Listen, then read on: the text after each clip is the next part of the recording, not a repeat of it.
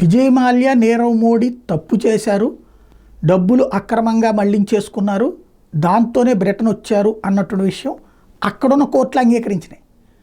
వాళ్ళని శిక్షించాలని కూడా అనుకున్నాయి. అయితే అక్కడగా ఆదేశపు వ్యవహారం కాదు కాబట్టి ఇండియాకి అప్పగించేయమని కూడా ఆదేశించినాయి. అయితే ఈలోపుగా అక్కడున్నటువంటి బ్రిటన్ ప్రభుత్వం మన దేశం మీద విపారమైన ప్రేమ చూపించినటువంటి రిషి సునక్ ప్రధానమంత్రిగా ఉన్నప్పుడు కూడా విజయ్ మాల్యా, నీరవ్ మోడీలు మనకివ్వాల.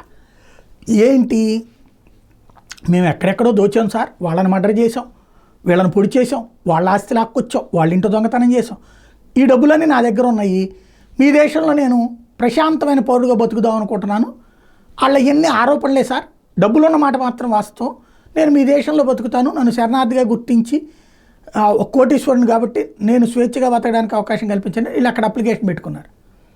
ఆ అప్లికేషన్ ఆధారంగా వాళ్ళకి అక్కడ బతకడానికి అవకాశం ఇచ్చేశారు. ఆ దేశం బ్రిటిష్ వాడు ప్రపంచం మొత్తాన్ని దోచుకుని తీసుకొచ్చుకున్నదే కదా దేశానికి, కాబట్టి ఈ ఎదవలకు కూడా అట్లాగా దోచుకొచ్చిన దానికి బతకడానికి అవకాశం కల్పించారు.